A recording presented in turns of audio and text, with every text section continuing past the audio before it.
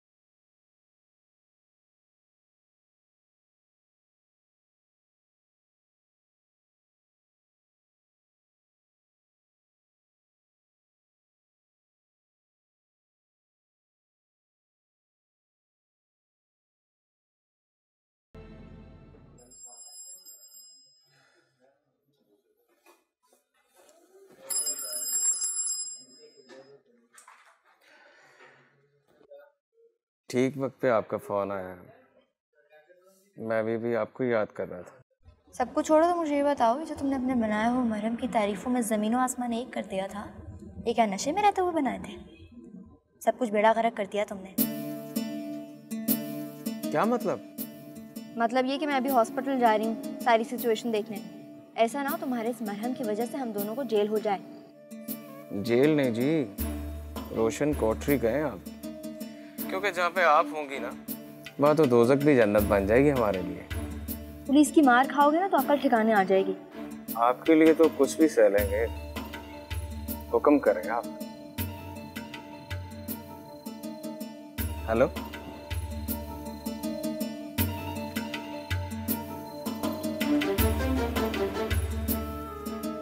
मैं राफिया के साथ देने से पीछे नहीं हट रहा। तो सच ये है कि हमारी राफिया इरफान का दिल नहीं जीत सकी। इस हकीकत से मुंह ना मोड़ो। मुंह तो फारूक भाई और बिल्किस ने मोड़ लिया है, जिन्हें लारेब की सूरत में आने वाला तूफान नजर ही नहीं आ रहा। उसने अगर मुंह मोड़ लिया तो तुम भी मुंह मोड़ लो। राफिया को लारेब से खौफजदा नहीं होना चाहिए। ना मैं मुंह मोड़ सकती हूँ और ना ही मैं कबूतर की तरह आंखें बंद कर सकती हूँ। और इकराम भाई, आप भी अजीब ही हैं वैसे, आपको भांजी की मुश्किल समझ ही नहीं आ रही। ज़किया, तुम्हें कैसे समझाऊं कि लारेब को हसन विला आने से कोई नहीं रोक सकता। वैसे भी फजूल की जिद मत बांधो। फारूक भाई के आगे कोई नहीं बोल सकता। मगर बात तो आपने मनवानी है ना इकराम मामू। वैसे भी मैं आपकी इकलौती भांजी हूँ, और मामू अपनी भांजियों के लिए क्या क्या नहीं करते। मैंने जो करना था ना वो कर दिया है। आज ये जो हसन विला की बहू बनी है ना, ये तुम मामू की वजह से बनी हुई हो। तो तुम अपनी बच्ची को समझाने की बजाय शह दे रही हो। उसे समझाओ तो अगर इसने घर बनाना है ना तो आइंदा ऐसे मुंह से बातें मत निकाला करे। मेरी बेटी की शेरक पर लारेब ने हाथ रखा हुआ है, वो कैसे खामोश रह सकती? तो शोर मचाओ, शोर मचाने से अपने लिए ही मसाइल पैदा करोगी। सब क्या है, लारेब को हसन विला आने से कोई नहीं रोक सकता, समझी? वैसे भी फारूक भाई लारेब को इद्दत के लिए तुम्हारे या मेरे यहाँ नहीं भेजेंगे, और वैसे भी तुम छोटी भाभी की इद्दत का लेके एक तूफान खड़ा कर चुकी हो। मुझे पता था कि आप में से कोई कभी भी मेरी बात नहीं समझता। अगर आप में से किसी ने ये मसला सॉर्ट आउट नहीं किया फिर मैं वही करूंगी जो मेरा दिल चाहेगा। क्या करूं मैं इकराम भाई इस लड़की का, मुझे तो कुछ समझ में नहीं आता। ये खुद ही तुमने सर चढ़ा रखी है।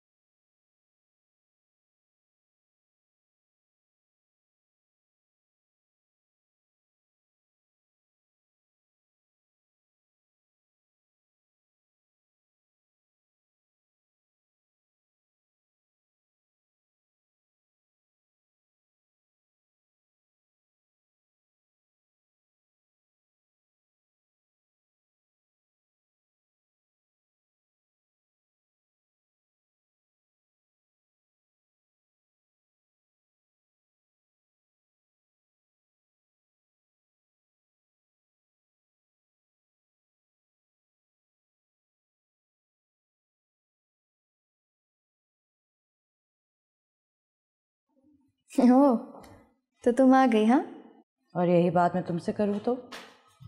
इसलिए तो मैंने तुमसे कहा that we are sailing in the same boat। इतनी खुश मत हो, जो मैं तुम्हें कहने वाली हूँ उससे तुम्हारी हवाइयाँ उड़ जाएंगी। सर हम साथ चलें या? क्या मतलब?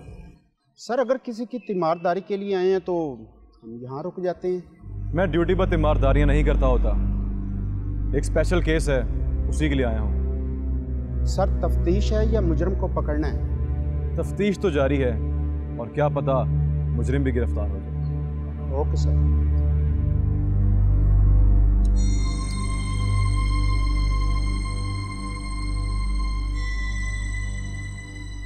जो बात करनी है आज ही फाइनल कर लो, क्योंकि कल तो तुम जेल में होगी।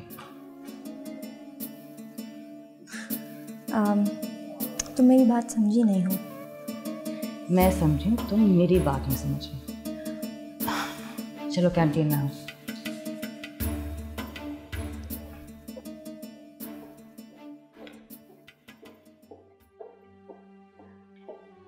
एक्सक्यूज मी, आप बिश्मा? जी। You are under arrest.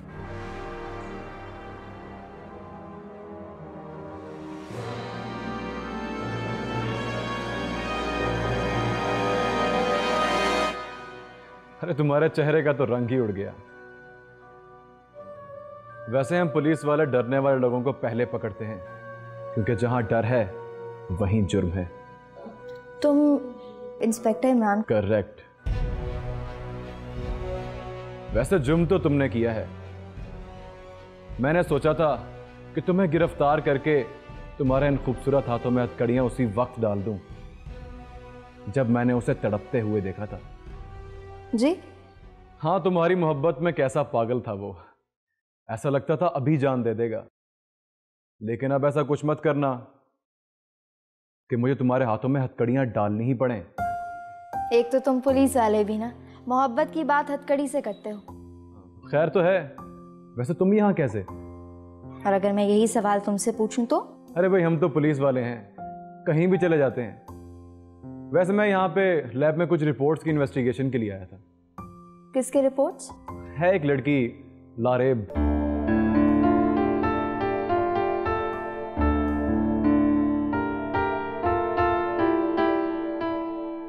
एक तो तुम पुलिस वालों की ड्यूटीज भी खत्म नहीं होती, अब इतने अरसे बाद मिले हैं, अपने साथ चाय पीने का मौका तो दो। कुछ पुरानी यादों को ताज़ा ही कर लें हम। क्यों नहीं? वैसे इनसे तारुफ नहीं कराओगी मेरा? हाय। हेलो। वैसे काफी खूबसूरत हैं आप। जाहिर है मेरी दोस्त है, गुड लुकिंग तो होगी। वैसे शी इज मैरिड। वो अलग बात है कि आजकल इनके हस्बैंड के साथ कुछ प्रॉब्लम्स चल रहे हैं तो। Shut up Bisma. तो आप लारेब हसन की रिपोर्ट्स के लिए आए हैं? वैसे he is very naughty. College के ज़माने में भी he was quite a flirt. अरे कहाँ, हम पुलिस वाले तो बहुत शरीफ और अमीर हैं, दिल के और जेब के भी। वैसे राफे बहुत रिश्वतखोर है ये। कॉलेज के ज़माने से इसकी हरकतें पुलिस वालों जैसी थी। मालदार लड़कियों की खुशबू तो दूर से ही आ जाती थी इन जनाब को। वो तो पुरानी बातें हैं, मगर अब पुलिस में आने के बाद मुजरिम की जहाँ से खुशबू आ जाए वहीं पहुँच जाता हूँ। तुम्हें पता है राफिया, कॉलेज के ज़माने में क्लास में बहुत कम नजर आते थे ये मौसूम। हर वक्त लड़कियों के इर्द गिर्द मंडलाते रहते थे, है ना? क्या मतलब?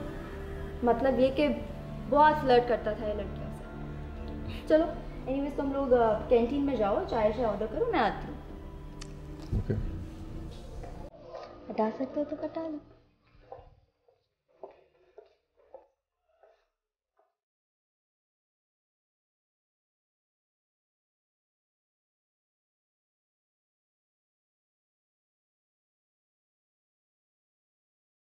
Excuse me. जी मैडम। अस्सलाम वालेकुम। वालेकुम सलाम। वो जो रिपोर्ट्स आपने इंस्पेक्टर इमरान को देनी है वो ज़रा दिखाएंगे? जी आप? जी मैं उन्हीं के साथ हूँ, कैंटीन में बैठे हैं, उन्होंने ही भेजा है मुझे। अच्छा अच्छा। मैडम एक मिस्टर जनेजो की है, एक मिस्टर समीर की है और एक लारेब हसन की भी है।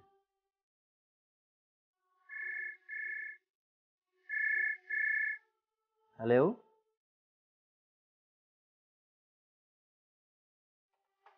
कुछ अर्जेंट ईमेल्स हैं, मुझे वो चेक करने हैं, अगर आप इजाज़त दें तो। देखिए वैसे में परमिशन तो नहीं है, क्योंकि आप इंस्पेक्टर इमरान के साथ आई हैं तो आप कर लेंगे। अच्छा सुनिए, 2 कप चाय लेते आइएगा वापसी पे। ठीक है मैडम। हाँ।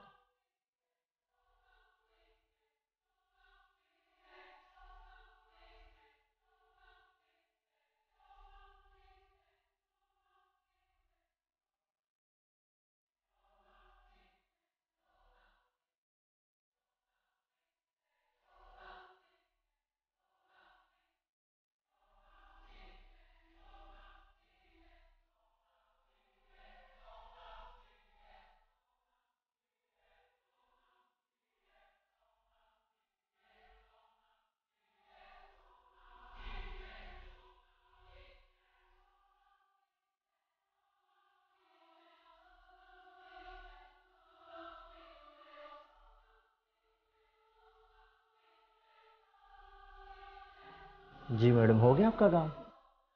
जी हो गया। तुम यहाँ पे क्या कर रही हो? कुछ अर्जेंट ईमेल्स थी, वो चेक करनी थी। वैसे बहुत अच्छे आदमी हैं, इनका खास ख्याल रखा करो। वो तो ठीक है, लेकिन राफिया कहाँ है? अरे वो तो कैंटीन पे बैठी है। चलो फिर चाय शाय पीते। तुम चलो, मैं तो रिपोर्ट चेक करके आता हूँ। Okay sure.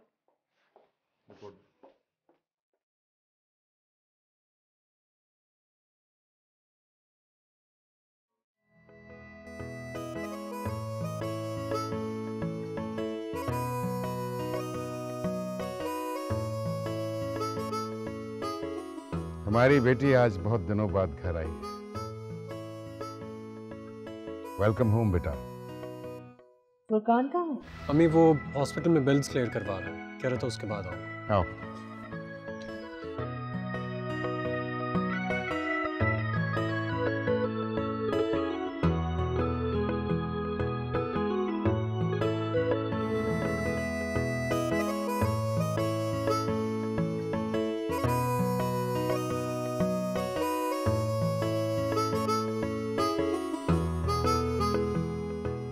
इस घर में लारेब की वजह से रौनकें थी, अब ये इस घर में आ गई है, हमारी रौनकें भी वापस आ गई। चले लारेब को कमरे में ले चलते हैं। चलो।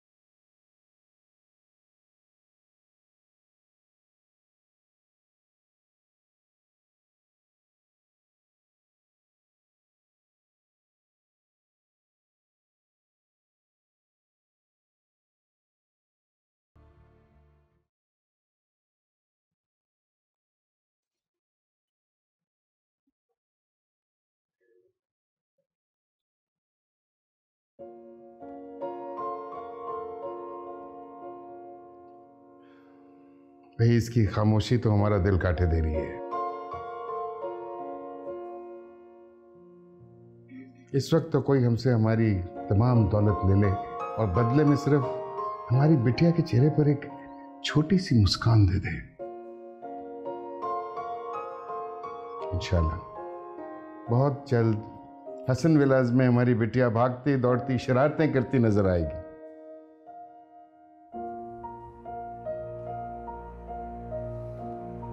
बोलो ना बेटा, देखो तुम्हारे बड़े पापा कितने परेशान हो रहे हैं तुम्हारे लिए। हाँ, कितने प्यार से कह रहे हो। बोलना मेरा बच्चा, बोलो ना। अरे चची जान, इसे चुप ही रहने दीजिए। एक दफा बोलना शुरू कर दिया ना तो पूरे हसन विलास के कान खा जाएगी। खबरदार जो ऐसी बात कही दो, नहीं तो कान काट के हाथ पे रख दूंगा। चलो।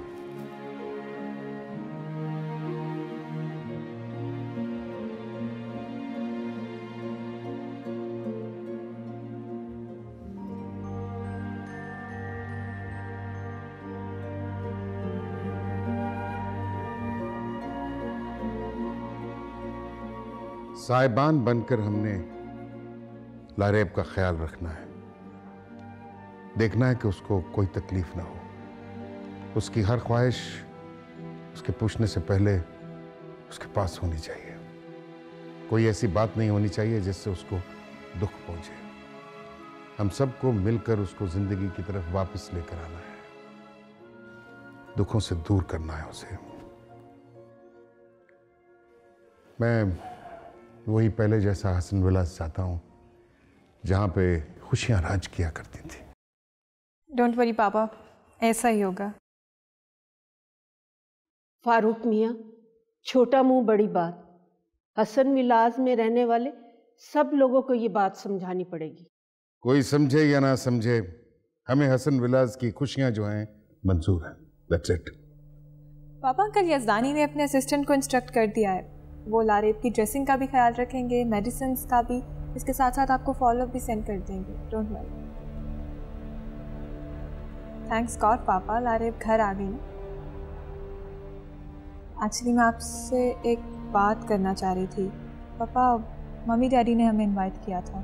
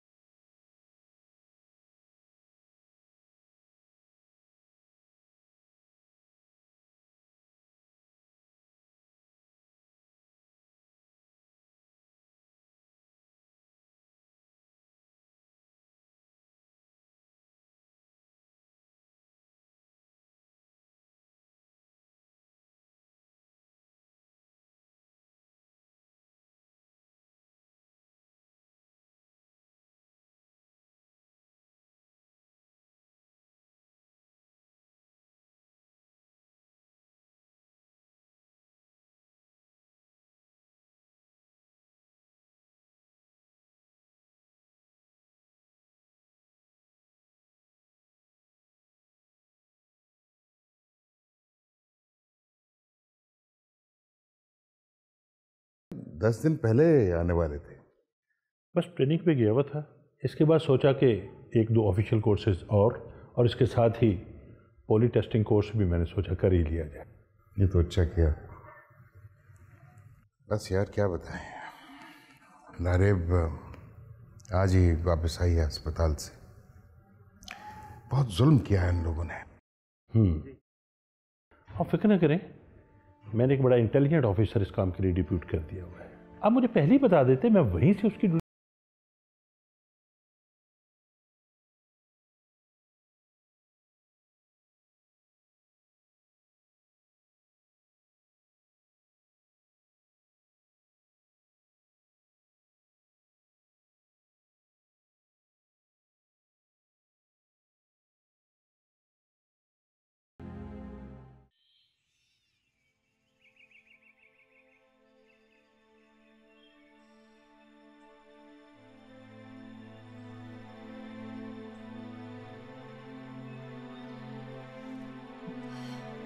देखा, वही हुआ ना जिसका डर था। तुम्हें मालूम है कि शुमाइला कहाँ जा रही है? कहाँ जा रही है? शुमाइला अपने डैडी के घर जा रही है।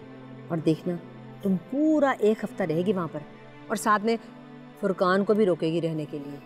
तो इसमें कौन सी ऐसी बात है? ठीक है। अच्छा, इसमें कोई हर्ज नहीं। तुम्हारा बेटा तो बस गया, जल्द ही, हमेशा के लिए। ज़किया आप मुझे क्यों भड़का रही हैं? अरे भाई, मैं तुम्हें भड़का नहीं रही, हकीकत बता रही हूँ। तुम समझ नहीं रही बात को। तुम्हारी अकल तो उसी दिन मारी गई थी जिस दिन ये लारेब पैदा हुई थी। वो कैसे? वो ऐसे कि ये जो शुमाइला अपने घर जा रही है, ये हमेशा के लिए जा रही है। और वो जो इन्होंने शुमाइला विलास बनाए ना, उसमें से एक इसको भी दे देंगे। फिर तुम क्या करोगी? तुम्हारा बेटा तो एक खरबपति फैमिली का दामाद जो बन गया। तो इससे क्या फ़र्क पड़ता है? मेरा बेटा है वो मुझे नहीं छोड़ सकता। ओफो भाई, ये शुमाइला के घर वाले कभी भी फुरकान को लारेब के करीब नहीं रहने देंगे, क्योंकि भाई उन्होंने अपनी बेटी का घर भी तो बसाना है ना, और उनके पास इसके अलावा कोई रास्ता भी नहीं है। लेकिन ज़किया आपा, मैं जानती हूँ फुरकान को, वो हमारे बगैर, इस घर के बगैर नहीं रह सकता। जी बेगम साहबा, आपने इतने दिनों बाद हमें याद किया।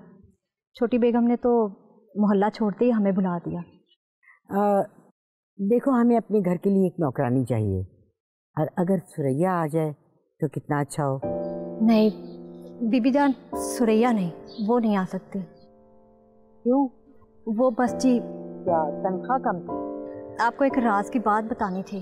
वो तो गूंगी है, वो कैसे बताएगी? बीबी जी, उसे इशारों की जुबान आती थी, मैं उसकी जुबान समझती हूँ। तो बताओ। बीबी जान, वो आपके कमरे में।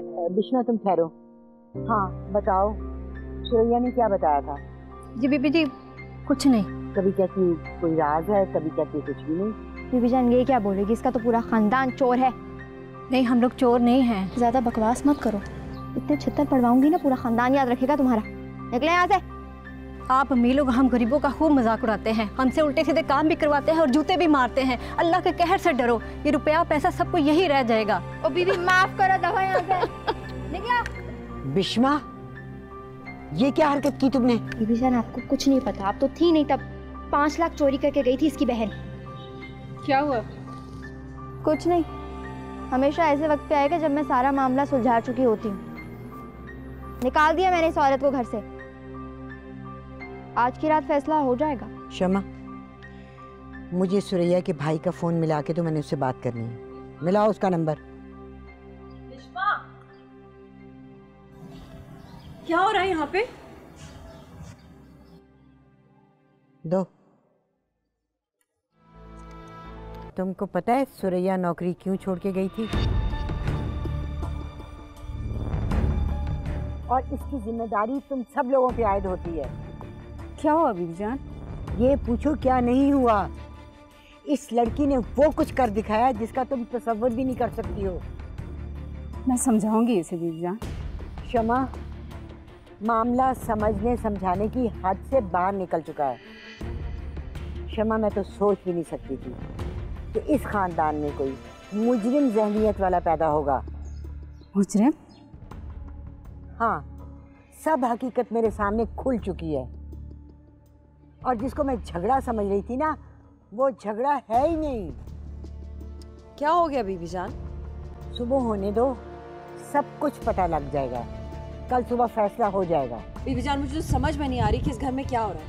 बच्ची है, गलती होगी तो आप माफ कर दें।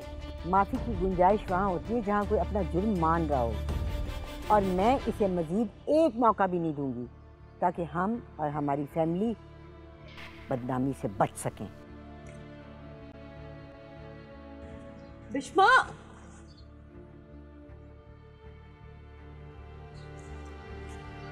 बिश्मा बेटा,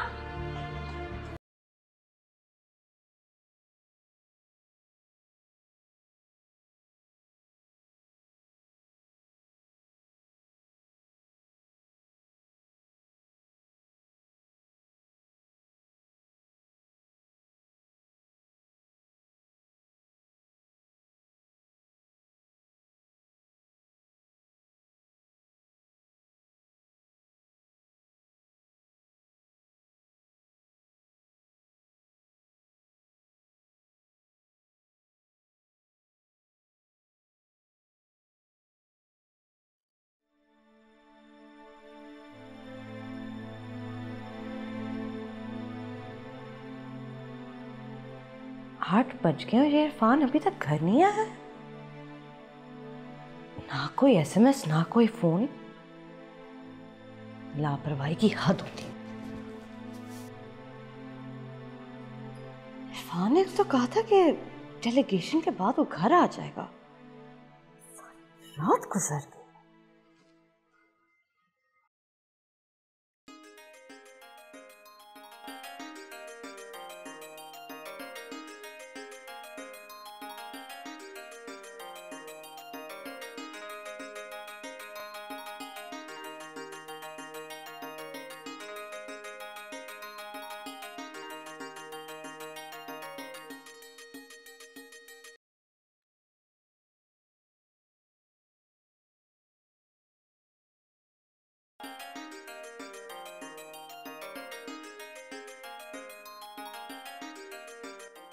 इरफान का फोन लारेब के कमरे में।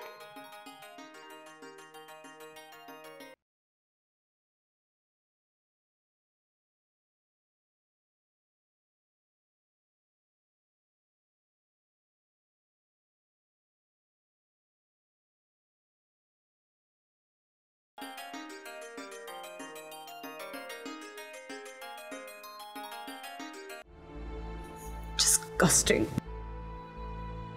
मामा, मामा, do you have any idea कि क्या हो गया है? ये सुबह सुबह क्या तूफान आ गया बेटा? तूफान तो मेरी जिंदगी में उस वक्त आया था जब लारेब वापस इस घर में आई थी।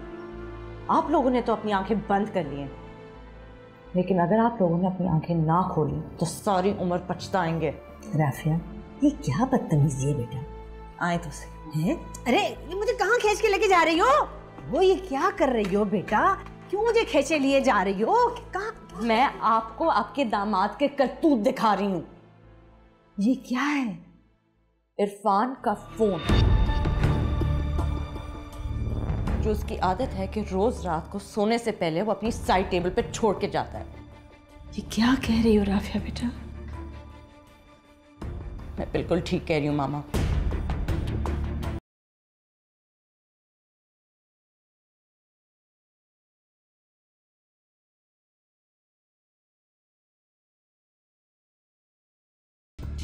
कहाँ है वो? कौन? झूठ मत बोलो और सीधा सीधा बताओ इरफान कहाँ है? And don't you dare lie to me. मुझे पता है कि उसका फोन बेड साइड टेबल पे था। कब छोड़ोगी मेरे शौहर का पीछा?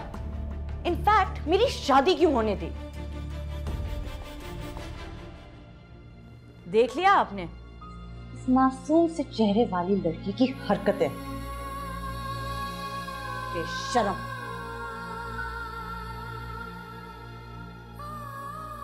तौबा तौबा।